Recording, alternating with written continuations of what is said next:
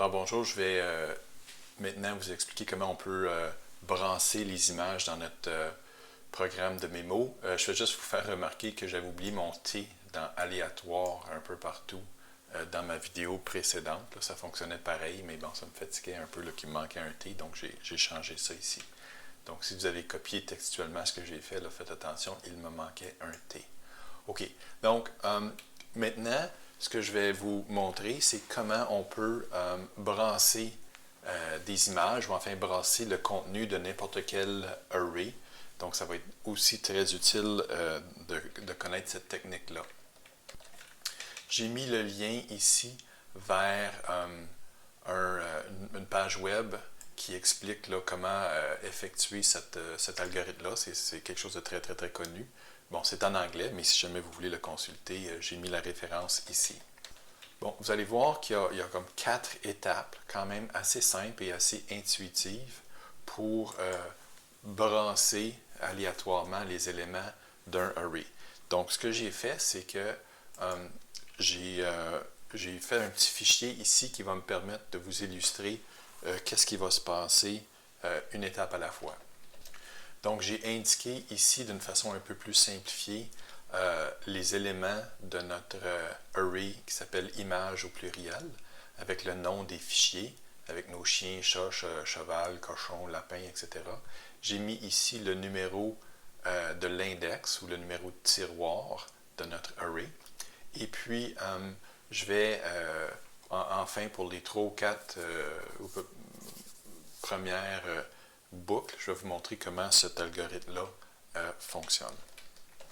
Donc, ce qu'on va vouloir faire, dans le fond, c'est prendre au hasard un des éléments ici et on va le mettre vers la fin de notre array. Donc, vous allez voir que c'est très efficace là, comme méthode. Et puis, donc la première chose à faire, c'est de compter le nombre d'éléments qu'on a dans notre array. Si on fait ça avec la méthode length, on se rend compte qu'il y en a 10. Et on sait que le numéro du dernier tiroir, ça va être la longueur moins 1. Donc, le dernier tiroir, ça va être 9. Donc, ce qu'on va faire essentiellement, c'est que on va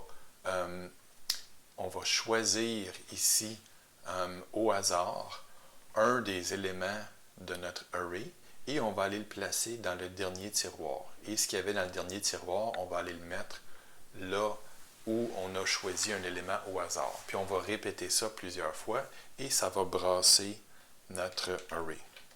Je vais vous montrer comment coder ça dans le JavaScript dans un instant, mais on va commencer tout de suite à notre petite démonstration. Donc on va commencer avec une variable que j'ai tout simplement appelée i, qui va prendre la valeur 9, c'est-à-dire la valeur du dernier tiroir, okay, le numéro du dernier tiroir qui est 9.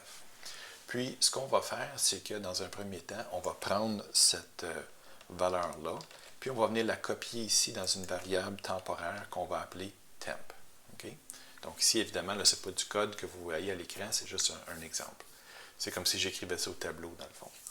Donc, on va copier le contenu ici parce que, vous allez voir, ça va se faire écraser par quelque chose de nouveau. Donc, la deuxième étape, ensuite, c'est de choisir un nombre aléatoire qui va se situer entre 0 et 8. Okay? Parce que présentement, on se trouve à travailler ici.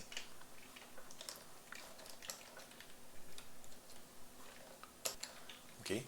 Donc, on va choisir un des éléments entre 0 et 8. Par exemple, on va utiliser notre méthode anti-aléatoire et disons que ça donne 4. Bon, là, ce qu'on va faire, c'est qu'on va aller voir qu'est-ce qu'il y a dans le tiroir 4. Dans le tiroir 4, on se rend compte que c'est cheval-1. Donc, on va prendre notre cheval-1 et on va aller écraser ce qu'il y a dans le tiroir numéro 9.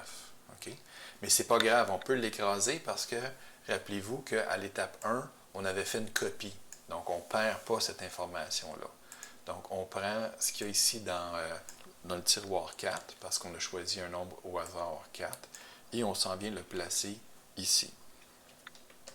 Donc, ça, c'était l'étape 3. Et ce qui reste à faire maintenant, parce qu'on se rend compte qu'on a cheval 1 à deux endroits. Ce qu'il nous reste à faire, c'est prendre ce qui était dans le tiroir 9 et aller mettre ça dans le tiroir qu'on a déterminé au hasard. Donc, ici, notre lapin 2 qui était temporairement dans notre variable temp, on va venir le placer ici.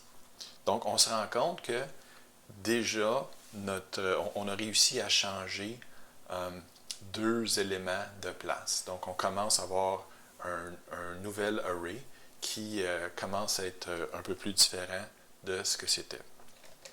Maintenant, on va boucler et on va répéter le même processus. Donc, dans notre nouvelle boucle, notre valeur de i, on va la réduire de 1. Donc, i devient égal à 8. Et chaque fois qu'on va boucler, notre variable va diminuer de 1 et éventuellement, on va arrêter la boucle. OK, donc là, ce que j'ai fait, c'est on va s'attarder à la ligne 11 ici. J'ai mis mes petites flèches parce qu'on s'attarde à 8. Donc, vous allez voir que cheval 1 ici, étant donné qu'il a déjà été déplacé, on ne touchera plus à cette partie-là du array. Donc, on recommence maintenant. Donc, l'étape 1, c'est qu'on prend l'élément qui se situe dans le tiroir I, donc dans le tiroir 8, et on en fait une copie. Donc, lapin 1 ici, on va venir le placer dans notre variable temporaire parce qu'on va se trouver à l'écraser dans quelques secondes. Au hasard, on va choisir un nombre. Disons qu'on a choisi le nombre 2. Okay. Puis là, ce qu'on va faire, c'est qu'on va aller voir qu'est-ce qu'il y a dans le tiroir 2. C'est chat 1. On va prendre chat 1, puis on va venir le placer dans le tiroir numéro 8 ici, parce qu'on est dans la boucle où le i est égal à 8. Donc, on va venir écraser lapin 1. Enfin, on n'écrase pas un lapin, on s'entend là. On va venir écraser le contenu de ce tiroir-là. Et puis, c'est pas grave parce qu'on l'avait en mémoire. Et ce qu'on va faire maintenant, c'est que on va aller placer dans le tiroir 2 ce qui était dans le tiroir 8 auparavant. Donc, notre lapin 1 ici, on va le prendre, puis on va aller le mettre ici.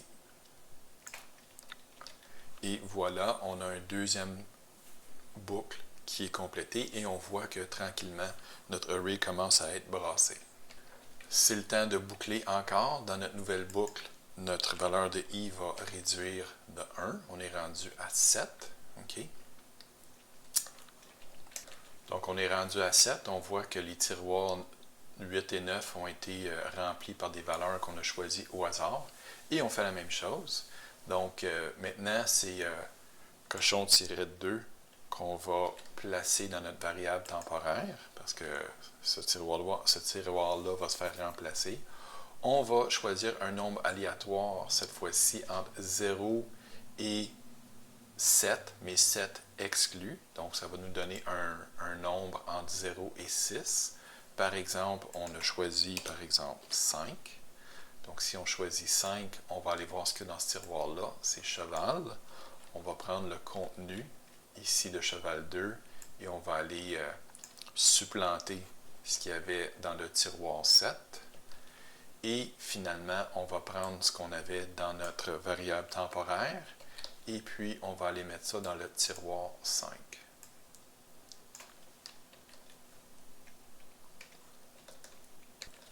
Donc, encore une fois, là, on a réussi à brasser notre array. Je vais faire une dernière boucle pour vous. Donc, dans cette boucle-là, la valeur de i réduit de 1. Donc, on travaille maintenant ici avec le tiroir numéro 6. Les tiroirs 7, 8 et 9 ont déjà été remplacés par des valeurs au hasard. Donc, ce qu'on va faire, c'est qu'on va prendre ici ce qu'il y a dans ce tiroir-là, puis on va le copier temporairement. On va choisir un nombre aléatoire. Disons qu'on choisit le nombre 0. Oups, excusez. On choisit le nombre 0. Donc, 0, c'est chien 1. On va prendre le contenu de chien 1 et on va venir supplanter ce qu'il y a ici dans ce tiroir-là. Et ensuite, on va prendre ce que l'on vient de supplanter, ce qu'on vient d'effacer, ce qu'on vient d'écraser dans le fond, et on va aller le placer à la position 0 qu'on avait choisi au hasard. Okay. excusez, j'arrête pas de faire ça. Donc, voilà, encore une fois, comment cette boucle-là fonctionne. Allons voir maintenant comment ça se traduit tout ça en JavaScript. On voit ici qu'on a une boucle. Okay? On a une boucle avec une variable qu'on a définie comme étant i, qui, au départ, prend la valeur suivante. On regarde le nombre d'éléments qu'on a dans notre array. Il y en a 10. Pour avoir l'index du dernier élément, on soustrait 1. Donc, on commence ici, dans notre cas à nous, à 9. On va boucler pendant que la condition i supérieure à 0 est valable. Donc, on va faire 9, 8, 7, 6, 5, 4, 3, 2, 1. Et on va s'arrêter là. Et puis, à chaque fois qu'on boucle, on va réduire la variable i de 1. Donc, ça, c'est une façon, quand on fait i moins moins, ça prend la valeur de i et ça retranche 1. La première étape, c'était quoi?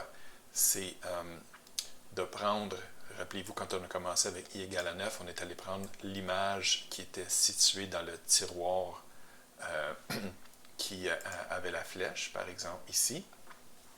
Si on était rendu à la boucle 6, par exemple, on prend cette valeur-là et on la copie dans temp. C'est ce qu'on se trouve à faire ici. Par la suite, on choisit un nombre au hasard. Le nombre au hasard doit exclure le numéro du tiroir dans lequel on est en train de travailler. Donc, par exemple, ici, il fallait choisir un nombre aléatoire entre 0 et 5. Donc, il fallait donner le maximum de 6 ici dans notre méthode ou dans notre fonction anti-aléatoire. Donc, on allait chercher notre nombre aléatoire comme ça.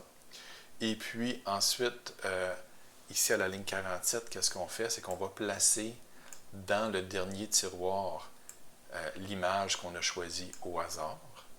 Donc, on avait choisi, par exemple, dans notre cas ici, on avait choisi cochon 1 qui était dans le tiroir 0. Donc, on va chercher ce qui est dans le tiroir qui a été choisi au hasard ici. On va chercher le nom du fichier et puis on va mettre ça dans le tiroir dans lequel on est en train de travailler, ce qui se trouve être le tiroir 6 présentement. Et puis, finalement, la dernière étape, c'est mettre l'image qui était dans le dernier tiroir, qu'on avait placé dans notre variable temporaire. On va aller mettre ça dans la variable ou dans le tiroir qui était choisi au hasard. Donc, ici, on voit qu'on a le tiroir qui était choisi au hasard et on va remplacer tout ça par temp. Donc, voilà le fonctionnement de cette méthode-là, qui est très, très utile pour brasser des éléments d'un array. On va peut-être avoir à se servir de ça aussi un peu plus tard dans l'année. Donc, je vais arrêter la vidéo là, puis dans une dernière vidéo, je vais vous montrer comment intégrer tout ça ensemble pour notre jeu Mémo.